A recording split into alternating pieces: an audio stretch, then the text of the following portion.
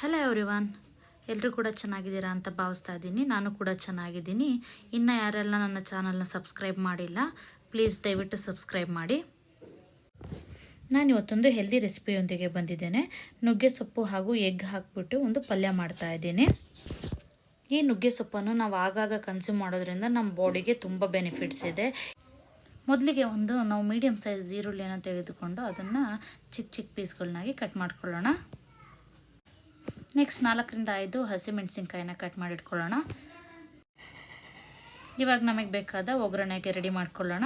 ಮೊದಲಿಗೆ ಒಂದು ಕಡಾಯಲ್ಲಿ 2 ಟೇಬಲ್ ಸ್ಪೂನ್ ಆಯಿಲ್, ಆ ಆಯಿಲ್ ಬಿಸಿ ಆದ ನಂತರ 1 ಟೇಬಲ್ ಸ್ಪೂನ್ ಸಾಸಿವೆ ಹಾಗೂ ನಾವು ಕಟ್ ಮಾಡಿಟ್ಕೊಂಡ ಮೆಣಸಿನ್ಕಾಯನ್ನು ಹಾಕ್ಕೊಂಡು ಚೆನ್ನಾಗಿ ಅದನ್ನು ಫ್ರೈ ಮಾಡ್ಕೊಬೇಕು. ಮೆಣಸಿನ್ಕಾಯಿ ಫ್ರೈ ಆದಮೇಲೆ ನಾವು ಕಟ್ ಮಾಡಿಟ್ಕೊಂಡ ಈರುಳ್ಳಿಯನ್ನು ಚೆನ್ನಾಗಿ ಹಾಕಿ 2ರಿಂದ 3 ನಿಮಿಷ ಅದ್ರ ಬಣ್ಣ ಚೇಂಜ್ ಆಗೋ ತನಕ ಫ್ರೈ ಮಾಡ್ಕೊಬೇಕು.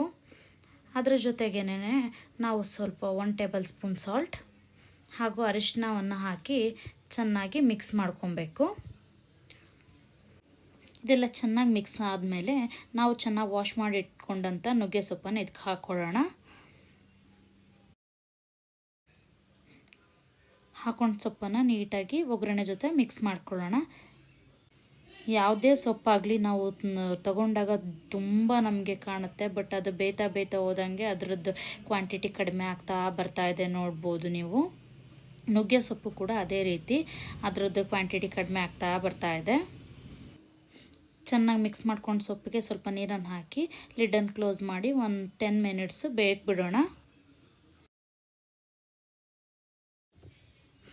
ಈ ಸೊಪ್ಪಿಗೆ 1/4 tablespoon chilli powder, 1/4 tablespoon ಧನಿಯಾ ಪೌಡರ್ ಹಾಗೆ 1/4 ಟೇಬಲ್ ಸ್ಪೂನ್ ಜೀರಾ ಪೌಡರನ್ನು ಹಾಕಿ ಚೆನ್ನಾಗಿ ಮಿಕ್ಸ್ ಮಾಡಿಟ್ಕೊಳ್ಳೋಣ.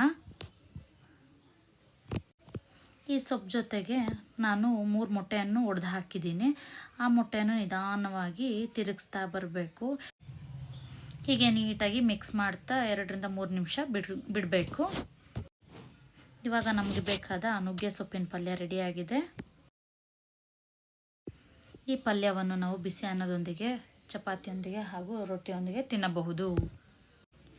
ಈ ರೆಸಿಪಿ ಇಷ್ಟವಾದಲ್ಲಿ ಪ್ಲೀಸ್ ಲೈಕ್ ಮಾಡಿ, ಸಬ್ಸ್ಕ್ರೈಬ್ ಮಾಡಿ.